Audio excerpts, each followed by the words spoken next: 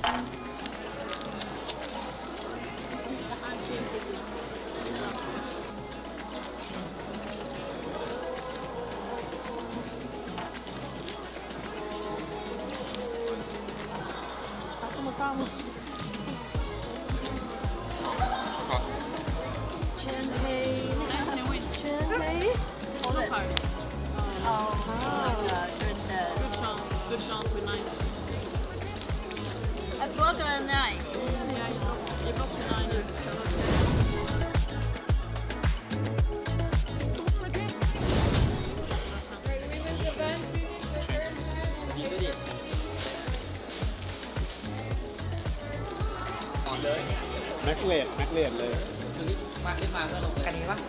ตอนนั้นยังมีโวเมนแค่2 รอบยังมีใช่ยังไม่ได้มีโวเมนทุกวัน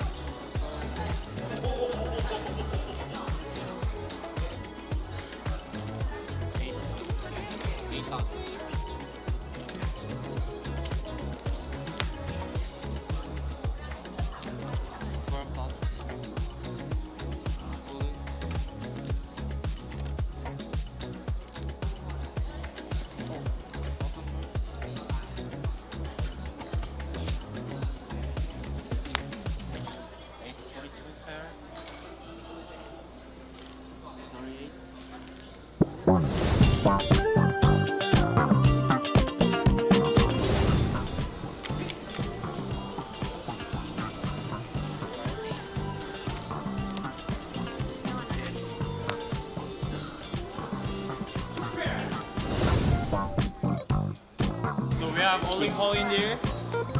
ไม่มีเอสมือไม่เอสคลิกมาโอ้โหเยอะ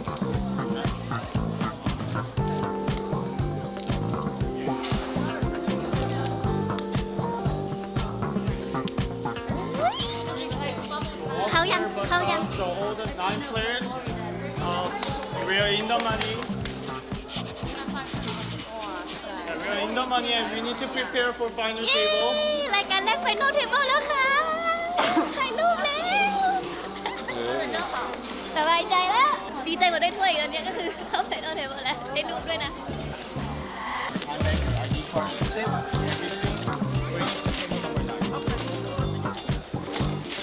对，您过去。 กำลังเดินไปไฟนอลเทเบิลค่ะ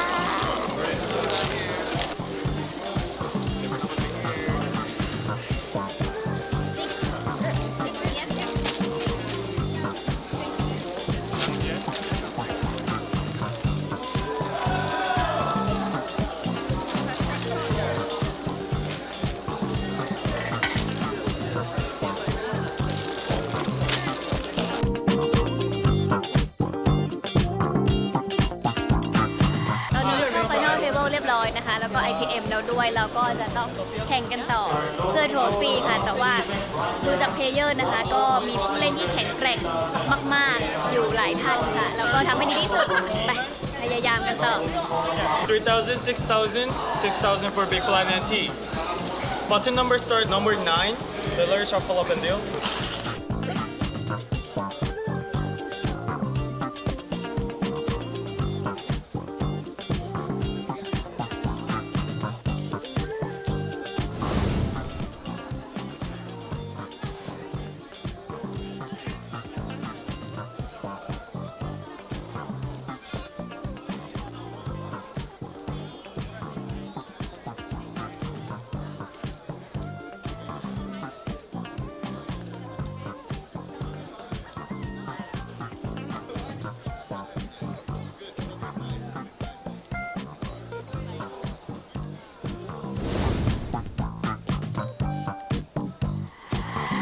ค่ะ ก็ตอนนี้เราอยู่ที่ Final Table นะคะ ก็มีคนตกไปแล้ว1คนก็แน่นอนว่าเราได้มันนี่จำแล้ว แต่ว่าตอนนี้สแต็กฝนก็ยังเล่นได้อีกเยอะค่ะ น่าจะมีประมาณ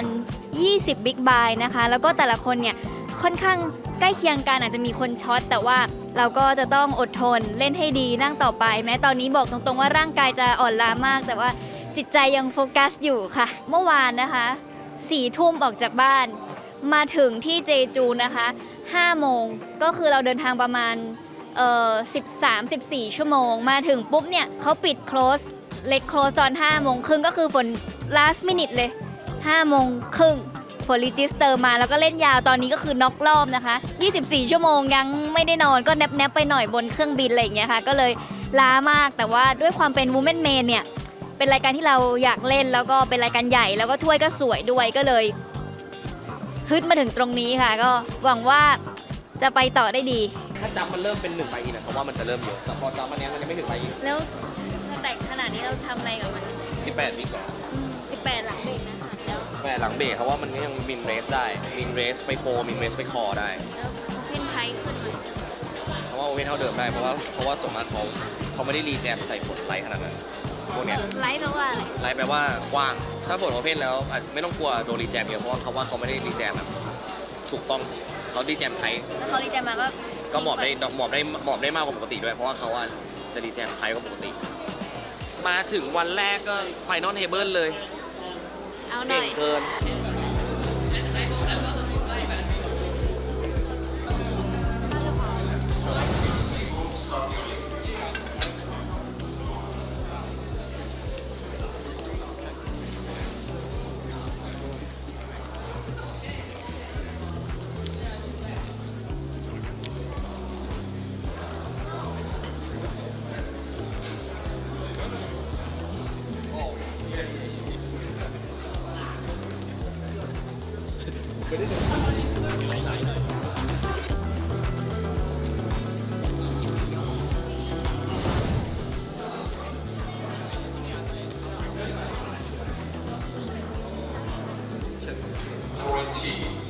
Round 10, once again, 7,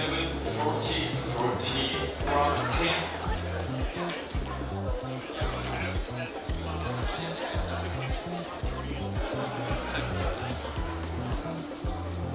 And all the players in the main event like team players. When red caused the foul, we draw for the last.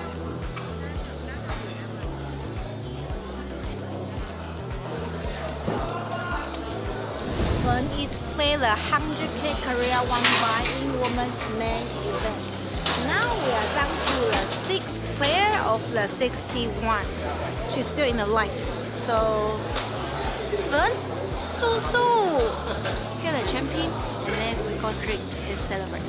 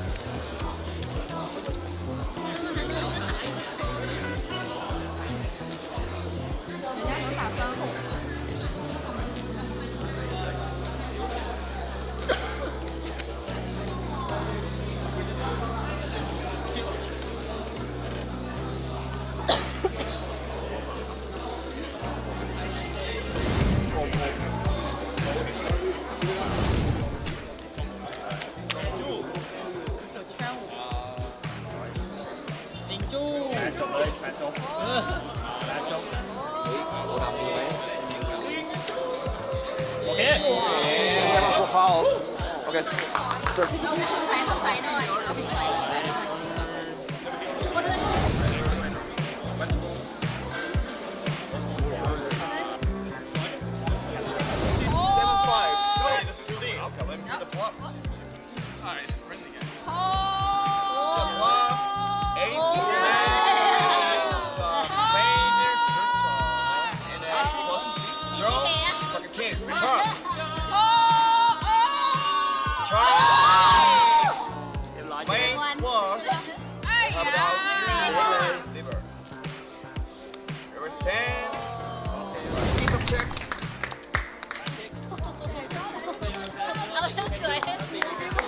ยังไงก็ต้องรับอยู่แล้ว100%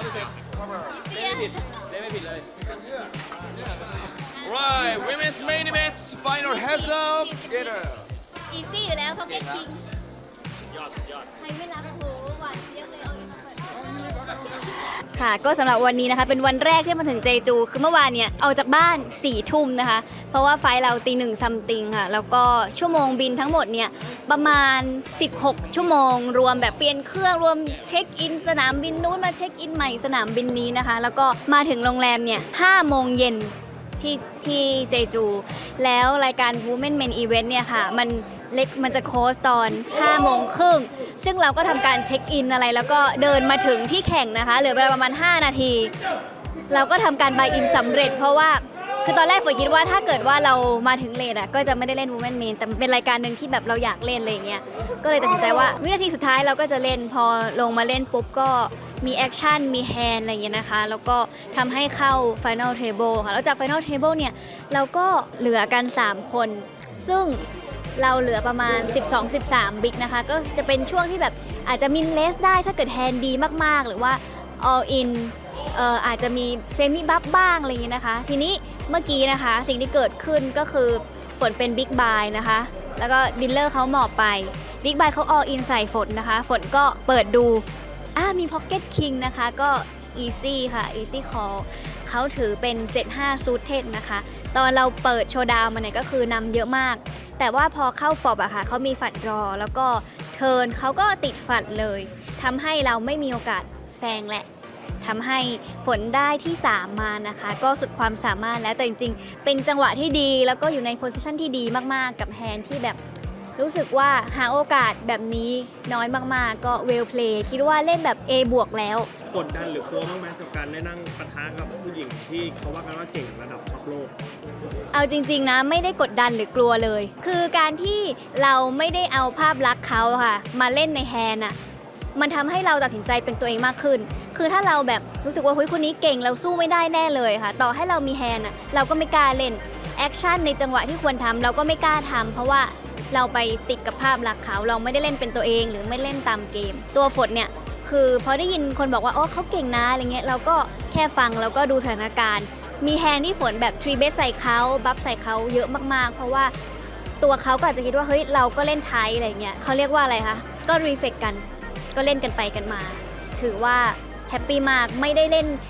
ยากกว่าปกติค่ะขุดทุกความสามารถและศักยภาพที่มีอยู่มาเล่นก็แฮปปี้มากค่ะเพราะว่ารายการแรกทัวร์แรกนะคะเข้า Final Table ได้ที่ 3 อีกนิดเดียวจะได้โทรฟี่แล้วก็มีกำลังใจไปเล่นรายการอื่นต่อค่ะ สวัสดีครับ สวัสดีครับผม วันนี้เราจะลงโปรแกรมอะไรนะออกัส NL Hold'em ครับผม ก็สำหรับทริปครั้งนี้เราจะอยู่ด้วยกัน ห้าม ทริปเลย ห้ามไปไหน เขาเมื่อวานเราเล่นกันไปแล้ว เล่นโต๊ะโต๊ะ international ครับ แล้วก็วันนี้เราจะลงรายการเดียวเหมือนกัน ใช่ไปด้วยกัน แล้วพรุ่งนี้เราก็จะลงรายการเดียวกันอีก ใช่ มีพี่บอลก็มีการ์ดอยู่ครับ มีการก็ต้องมีบอลครับ ก็เดี๋ยวเราจะเล่น No Limit Hold'em นะครับรายการ1ล้านวอน buy in นะครับเราจะเอาถ้วยมาเลยนะเราจะ ITM เอาถ้วยแล้วพรุ่งนี้เราก็ไปเล่นแบบชิลๆเลยนี่ครับ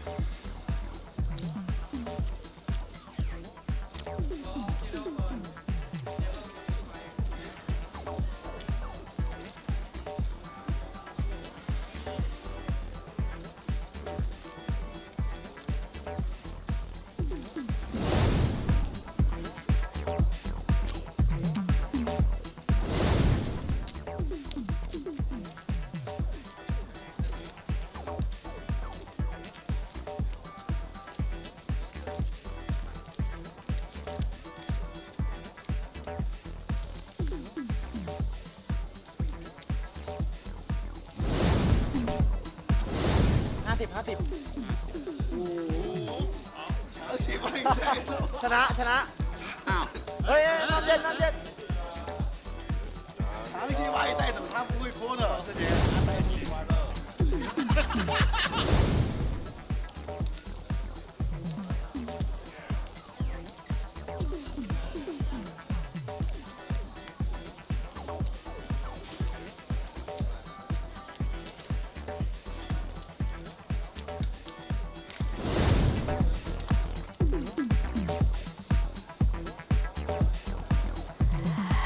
ส่วนน้ำช็อกครับ เพราะผมไม่ได้ไปเล่นฮะ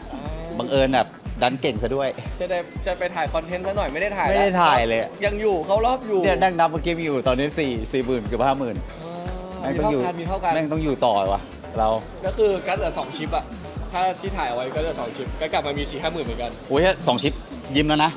เตรียมเปลี่ยนเสื้อผ้าแล้ว เตรีย นะ มไปว่ายน้ำละแต่รอดมาได้ เราแม่งแข่งว่ะกัดเอ้ย เลอเคอร์เตอร์ แล้วแม่งหลายช็อตอัศจรรย์มากเลย เดี๋ยวกลับไปต้องไปทำบุญกันแล้ว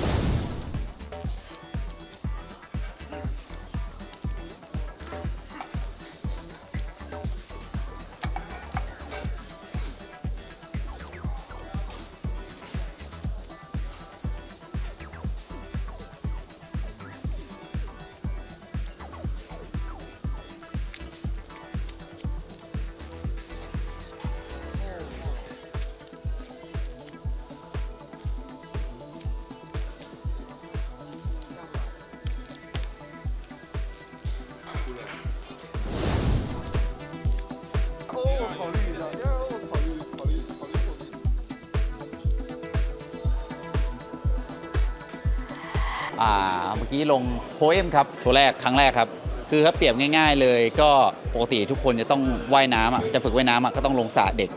สระผู้ใหญ่ แล้วค่อยแบบไปแม่น้ำไปทะเล ผมคือเด็กที่โดนโยนลงทะเลเลยครับ และฉลามเพียบบนโต๊ะใช่ยังไม่ได้ITM แต่ตอนแรกช่วงเบรกแรกอ่ะผมก็อยู่ในเอาเลทคือ 40,000 ซึ่งตอนนั้นผมก็ประมาณ 40,000 กว่าๆด้วย ก็เลยรู้สึกว่าเอ้ยเราก็อยู่แล้วอยู่นานมากก็เลยรู้สึกว่าเอ้ยเราก็พอได้อยู่อะไรเงี้ย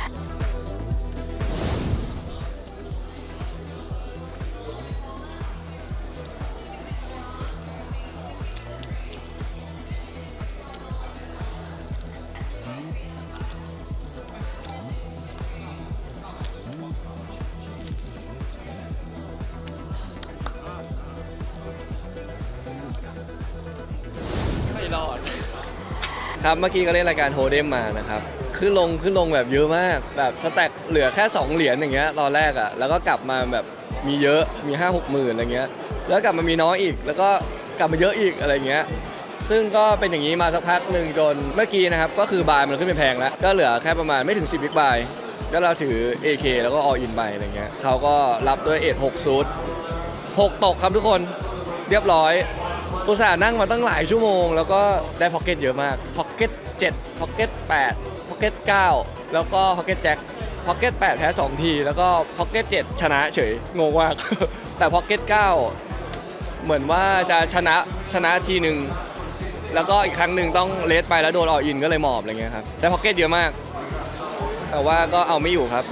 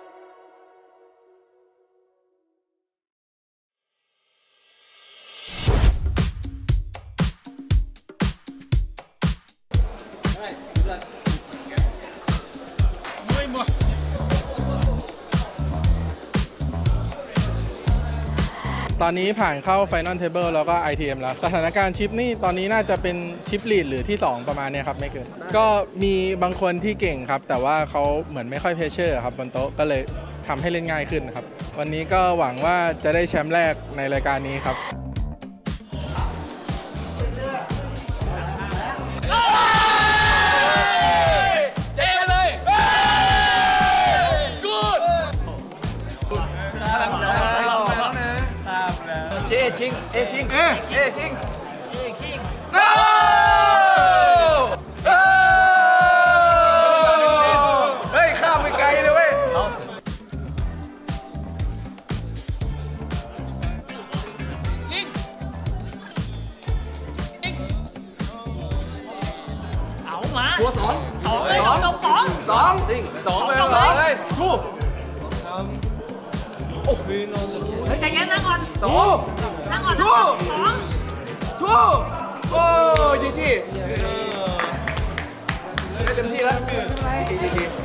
สวัสดีครับผม3นะครับลงรายการเทอร์โบครับบายมันอัพเร็วมันก็จะเป็นการแบบเล่นฟอบแจมอะไรกันอย่างนี้ซะมากกว่าครับตอนเข้า Final Table 9 คนครับ ITM 8 คนแต่ตอน 9 คนอ่ะเราเป็นประมาณชิปลีดที่ 1 ที่ 2 ประมาณเนี้ยครับไม่เกินนี้เราก็เพชเชอร์เขาค่อนข้างสนุกเลยครับช่วงนั้นเราก็ประคองชิปมาเรื่อยๆให้อยู่1 ใน 3อย่างเงี้ยครับก็จนได้มาเฮดอัพแล้วก็จริงๆก็อีกนิดเดียวครับจะได้แชมป์แต่ก็น่าเสียดายแต่ไม่เป็นไรครับรอบหน้าเอาใหม่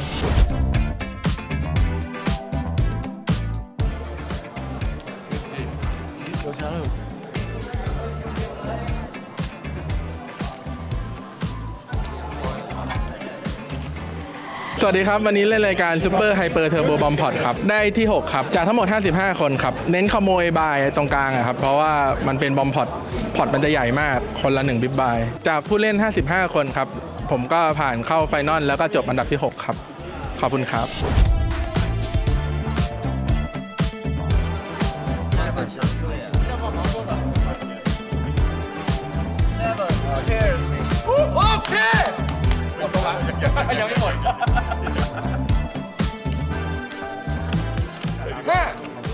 จบให้มันจบได้ไปโหให้เลยแม่เอ้ยไม่จบสักทีโอ้บิ๊ก very big very big very big go go go go go go go go go ไปแจกเพื่อนแล้วไปแจกลูกแล้ว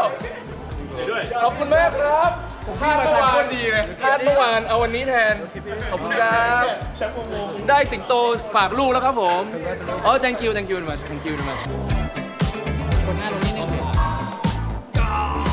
สวัสดีครับชื่อแนทครับผมวันนี้เล่นรายการ Super Hyper Turbo Bomb Pod ครับผมคือทุกคนต้องลงบรายครับผมแล้วก็จะไม่มี P-FOP ครับเปิด FOP มาแล้วค่อยลุยกันต่อครับผมจริงๆวันนี้อกหักจากเมนอีเวนต์ครับแจกชิปให้พี่ๆน้องๆคนไทยไปเกือบหมดเลยครับเราก็เลยรู้สึกว่าหา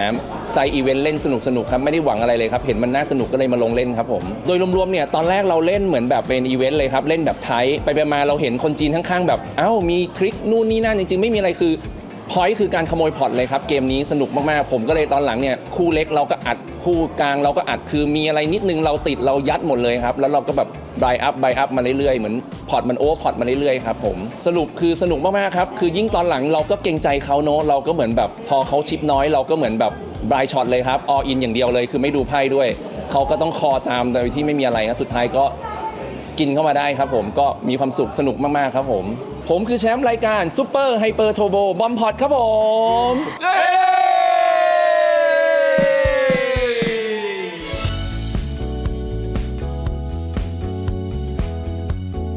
และแล้วนะคะวันนี้เราก็แบ็กไปสู่ Zodiac Day 2 ซึ่งเป็น Final Day ค่ะ Play to win one hand at a time เป็นไงล่ะก็เดือดอยู่แต่คิดว่าผมอดข้าวได้ครับแต่ผมอดไอทีเอ็มไม่ได้ครับก็คอมเมนต์กันมานานแล้วไงแล้วก็เลยรู้สึกแบบว่าหิวกินข้าวกินเรียบครับ One point free